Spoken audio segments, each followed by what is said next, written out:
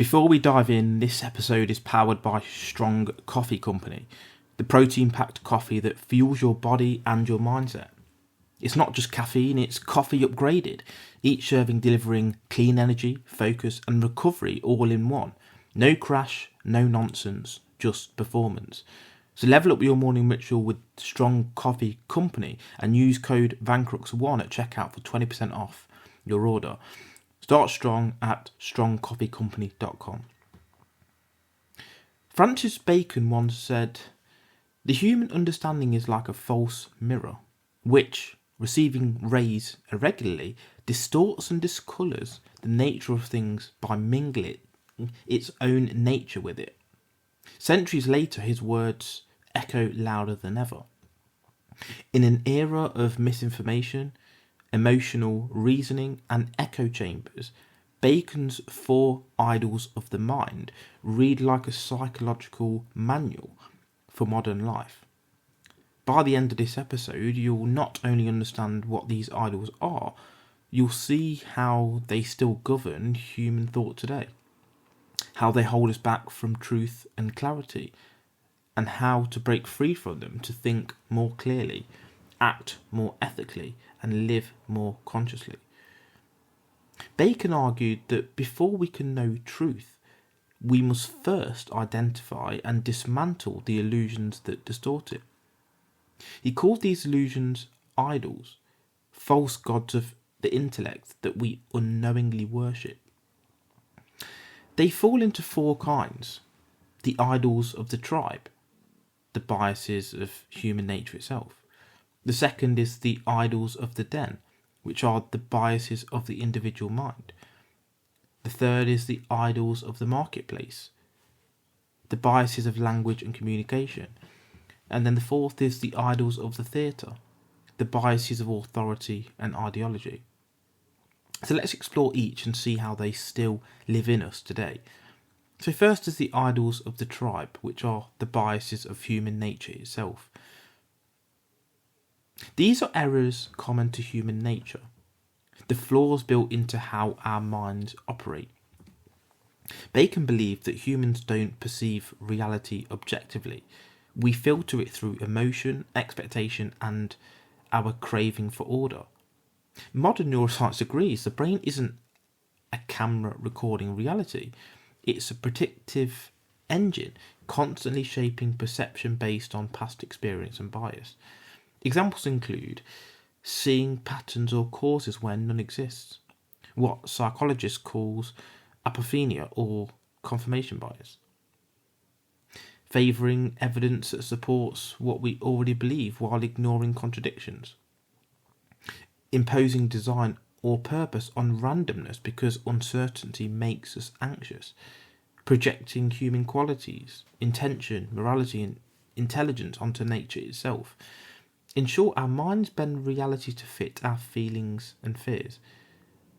We're built to believe, not to see clearly, unless we train ourselves otherwise. So how to overcome it? Well, pause before certainty. Ask yourself, what evidence would disprove my belief? Expose yourself to confirming information. Train your intellect to value truth over comfort. As Bacon said, the first step to knowledge is to recognise that the human mind itself is fallible. The second idol is the idols of the den, the biases of the individual mind. If the idols of the tribe are universal, the idols of the den are personal, shaped by your own life, your experiences and, of course, your temperament.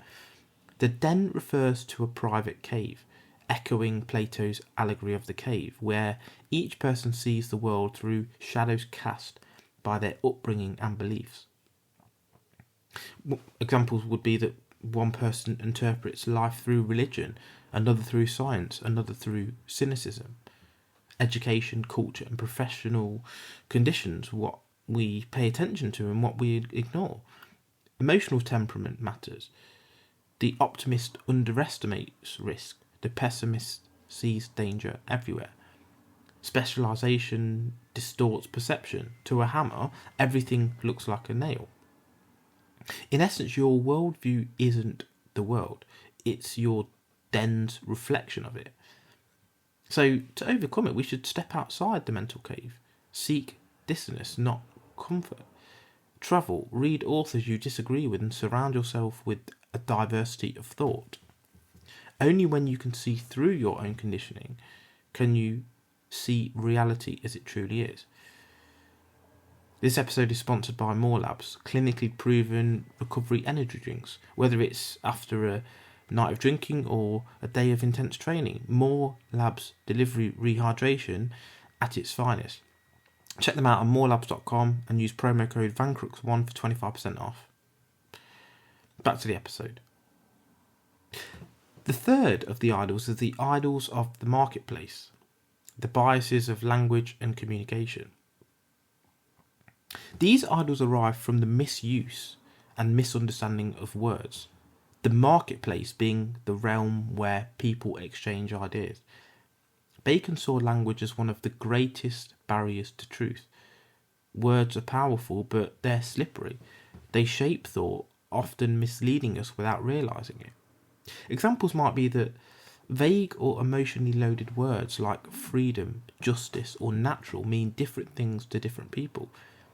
People use terms without clear definitions, creating illusions of understanding. Language has false concepts. When we name an illusion like luck or fate, we start treating it as real.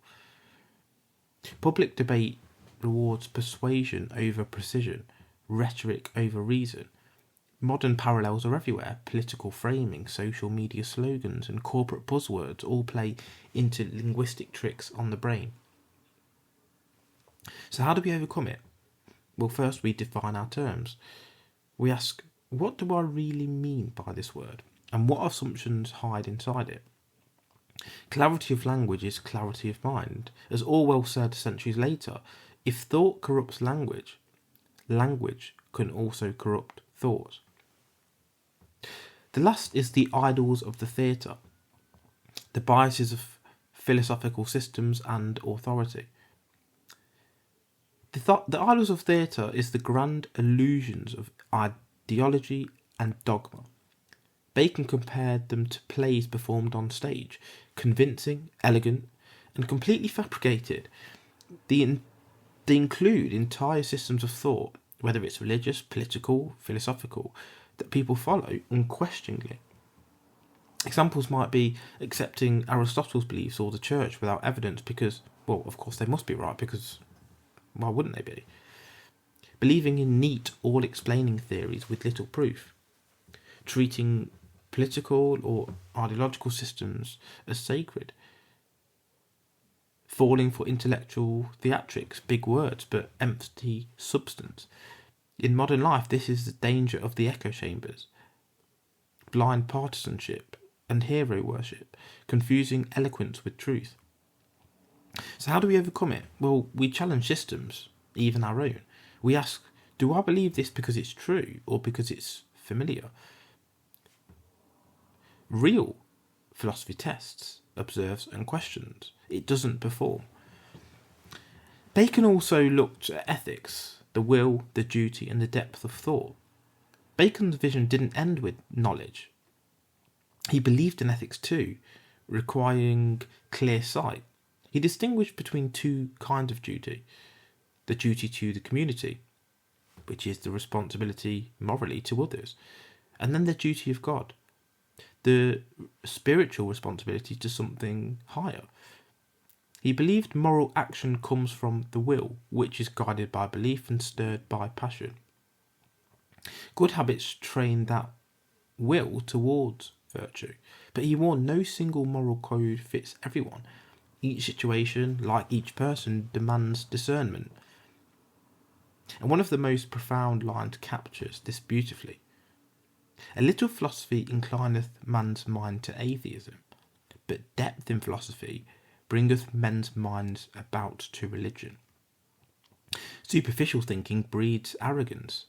Deep reflection breeds humility, and humility is where real wisdom begins. In conclusion then, Bacon's 4 idols aren't just historical curiosities. They're psychological archetypes that live within us all. They explain why we jump to conclusions, defend illusions, and mistake words for truth. But they also show a way forward through awareness, intellectual humility, and disciplined thinking. To seek truth truly is to dismantle your own idols one by one. So ask yourself, which idol are you serving? And what might your mind be capable of if it broke free? This episode is brought to you by Liquor Gummies, the smartest way to enjoy your night and feel fresh in the morning.